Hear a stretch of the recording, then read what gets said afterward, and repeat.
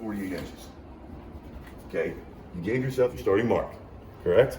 Now, we want to use center. Then you start tracing it. You start tracing the box. Ears, everything, going all the way around, marking all the areas up and down. Okay? Now, we cut this area out so that the screw hole, so that the screw doesn't have anything to hit. Now, one of the things that I show everybody is, you know that when you're tracing this, you see this ear, that are used to they're made to gang the boxes together. But when you flip the box over to go in the wall, they're in reverse. So what we typically do is kind of look and see, you can eyeball right off that corner to allow for that. Same thing in this corner. Come out, just allow for it.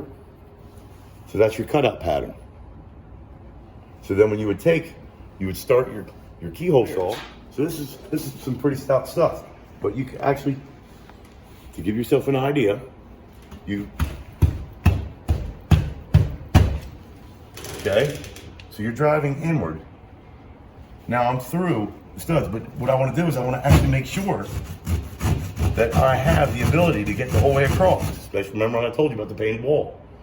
So, because if I drew these lines and I tried to cut over here and I'd hit dead center and it was stud already, well, I'd just screwed myself.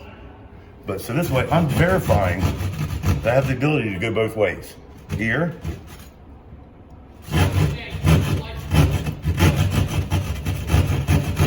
Here. All right, so I'm clear. I don't have any studs either way. So then I can actually start at that center point, right? I can actually start at that center point and work my way up.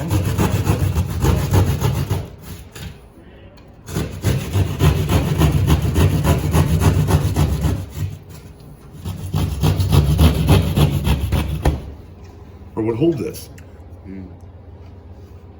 All right, now, if you look, put your hand, run your hand. You see those ears are touching the wall. Okay, well, what do you think's gonna happen? My plate's gonna stick off the wall now because the outlet's touching here. So if I adjust those ears just a little bit out, that lets the box sit back a little bit further. And then getting it all adjusted for the proper depth so that by doing so, you can see that there's a difference here, which will allow the device to sit flush. And this will allow the box edge to sit back in the wall farther.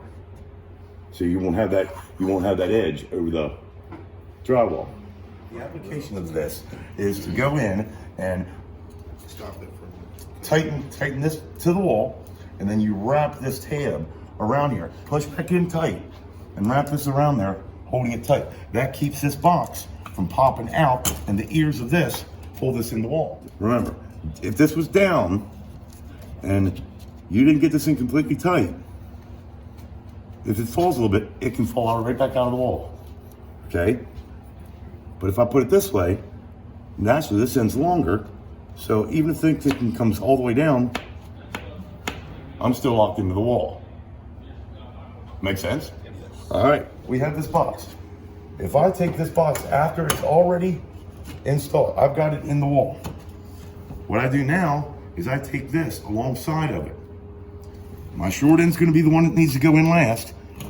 Long end first, push up. But look, it's somewhat rounded, so it creates like a sharper edge. It's easier to push this end in, okay, to help you slide it in. So now, I put the box back in the wall.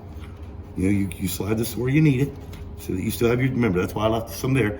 And now I can pull this tight, push on the box, and I can pull this tight and fold my ears back in.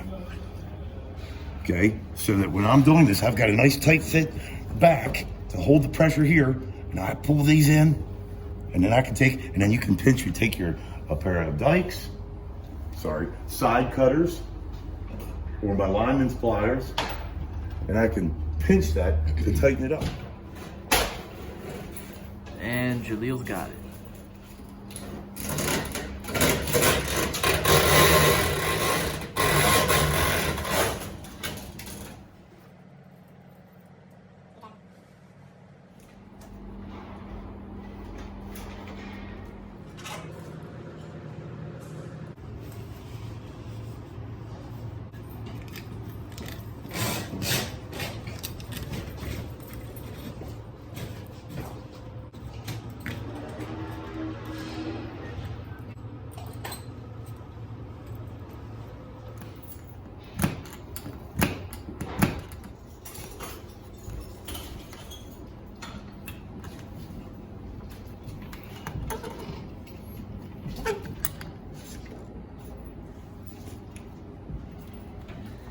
Bitter.